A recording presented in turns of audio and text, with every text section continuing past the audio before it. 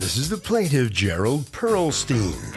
He says he and his neighbors, the defendants, are in a good old-fashioned Hatfield versus McCoy feud, and he needs the judge to settle things once and for all so there's peace in the valley. The defendants claim he takes up too much space parking his pickup truck, and in retaliation, they intentionally ding and dent it up. They even threaten to kick his teeth down his throat, and he can't take it anymore, so he's suing for $2,600, the amount he's owed.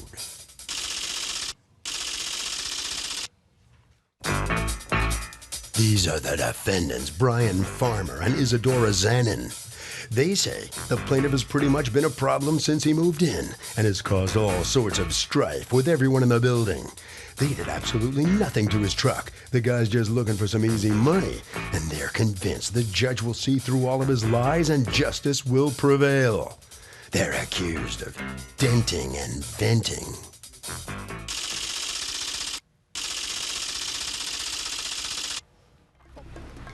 Litigants have been sworn, Your Honor. Thank you, Douglas. All right. Gerald Pearlstein? Yes. You are suing Brian Farmer and Isadora Zanin for $2,600. The value of damages to your truck that, according to you, you sustained at their hands. Tell me what's going on. Well, I was cleaning out the back of my truck from a job, and Miss Zane here came down and asked me to switch spots permanently because I parked in so-called their spot because Brian tells me it's his house. Okay. So, where do you live in relation to them, and what are you? Downstairs apartment. It's a duplex. Okay. They live in the top floor. You live in the bottom floor. Yes. Does he own it? No. Okay. So there's a landlord who rents to each of you. Yes, which is a friend of mine. And then how are the parking spaces? Explain the parking spaces to me. Well, Sonny says there's no Sonny's Giorgio is the landlord. Okay. He says there's no designated spots. Okay. So what does it look like, though, out there? There's room for two cars? Plenty. I have pictures. Okay. Like to see them? Yeah. Are there room for two cars? Absolutely. All right. So she comes down. You've been living there how long at this point? 8 months, 6 to 8 months. So she comes down and she says to you, can you park where? Can we just switch spots on the driveway? It's a double-car driveway. And what reason does she give for wanting to switch spots? For the baby and the bags. I don't know. Okay, because she has to otherwise traverse a longer path and go around your car? I guess just go around my truck. Okay, what do you say to her? I said, that's fine. I don't have a problem with that, as long as you guys stop dinging my truck up.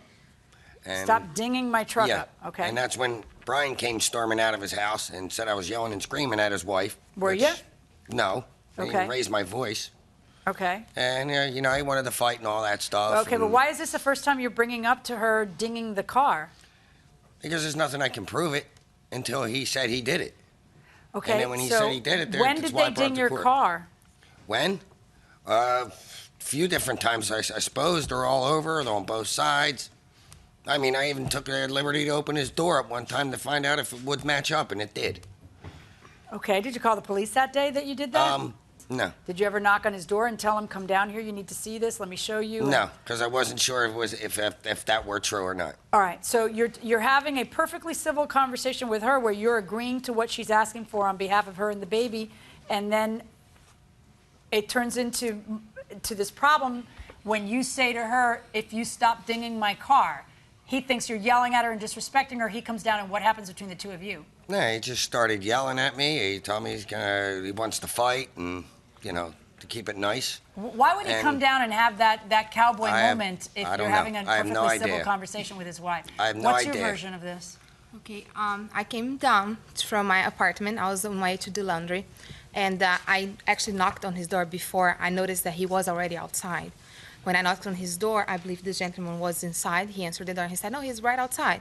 So I came outside and I said, hi. So I got a phone call from our landlord, and he told me that I put a dent on your truck. So I don't think I did so, but for us to avoid this problem, I would like you to park on this side and I park on that side. It's not because of walking distance or anything like that. It was just for me to open my car to take the baby out and actually on the future damage his truck, which didn't happen. So the only thing is one parking spot is here, the other one is here. And what happens between you and him when you say that? When I said that to him, he got very loud and aggravated, and he said, no, but you keep putting dents on my truck, and he started screaming at me. I said, listen, I do not recall putting any damage in your truck, but if you're saying that I did so, like maybe if we switch the parking spot, that wouldn't happen in the future. But in the past, I do not recall nothing like that happening. And that's when he got loud, very loud, at the point that my husband and my brother-in-law heard, and they come to see what's going on. And then you come down, and what happens? I heard them arguing, and so I came downstairs very angry, trying to protect my wife. I asked him why he was arguing with my wife. I did ask him to fight me in a fit of rage, but at the time I was just trying to protect my wife. I was pretty upset. Okay, so then what happens? And that was pretty much it. In the argument, he mentioned the denting of the truck.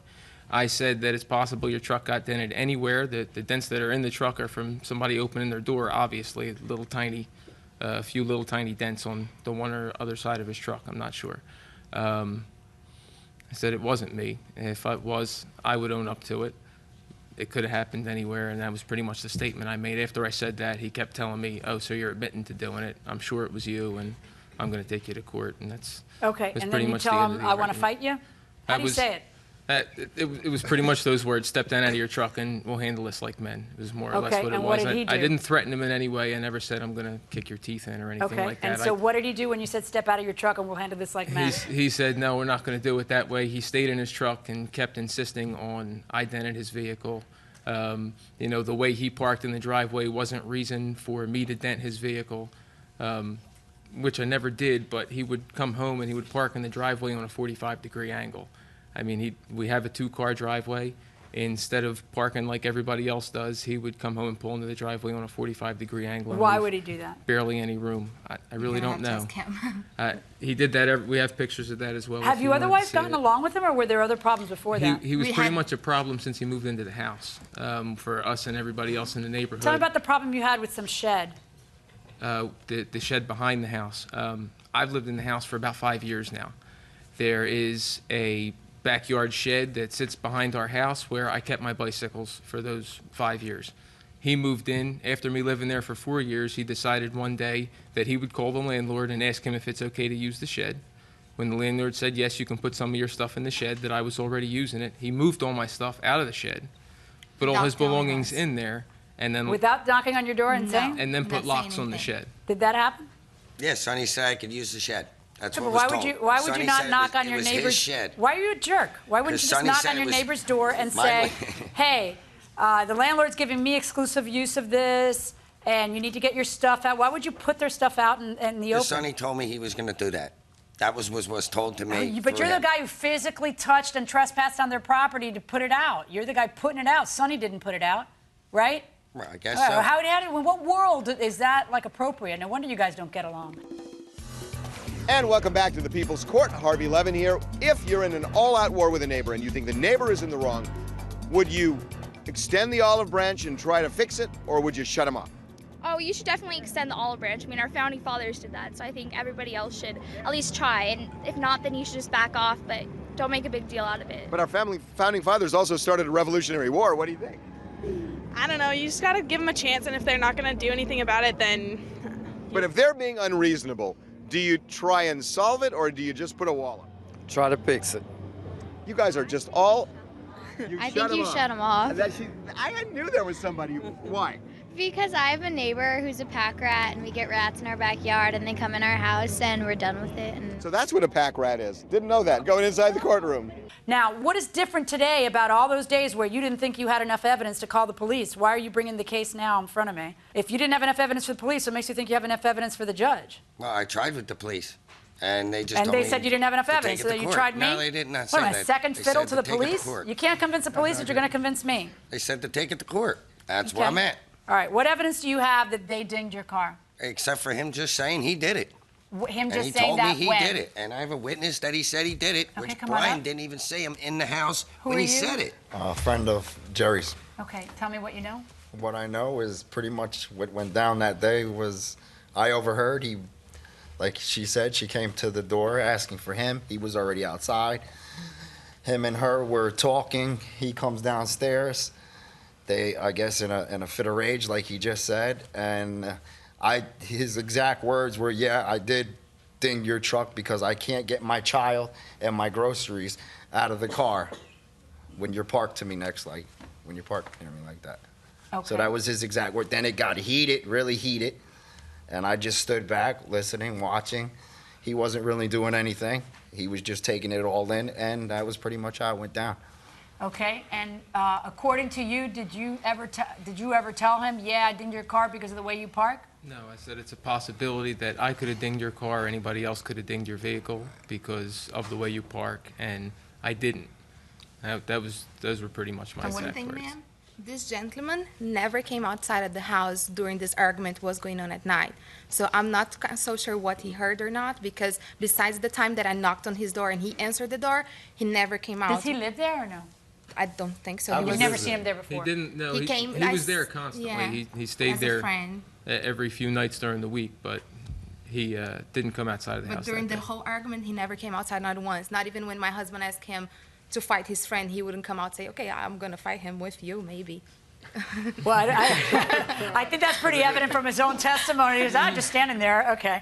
I don't even know, like, Well, Did where you he was hear in him the when he house. said, come out here and settle this like a From man? where I was and where they were. Oh, how come that part from where you were you couldn't hear, but everything else you could hear? I heard everything. All right. I heard everything. Mr. Pearlstein, I think you had it right the first time. You don't have enough evidence. But let me just tell you guys something, all right? Because you live in very close proximity to each other. Have you Not moved out, or anymore. has anybody moved in? No, Not anymore, he moved out. He moved out. Okay. Because I was about to give you a lecture on the peace in your own home, especially if you have children, but I guess that's superfluous at this point. I find that you're unable to prove your case and sustain your burden, and I find in favor of the defendants in this case. Well, when you don't have the evidence, you can't win your case. Come on in here. There's a plaintiff. What's going through your mind on the losing end? I just thought I had enough evidence with the testimony that a friend of mine had, and the court, everything going on, the pictures that I've shown, everything that goes Well, on. they make you out to be a problem neighbor. Yeah, well, that's up to them now. And so you moved out, and where do you live now? Because of music or whatever. I live way offshore now, in the woods, which is much better.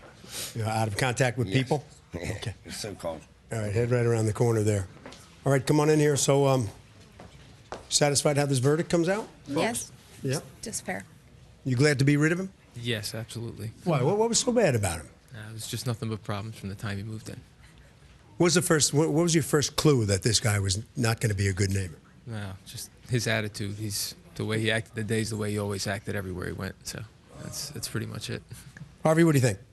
Okay, Kurt, you know, it is nuts to be in war like this. The fact is that you should try to work it out. Ultimately, it's about your peace and quiet and peace of mind, and that's the way to solve it. That will do it for this case. Litigants for the next case on the way into the courtroom right now.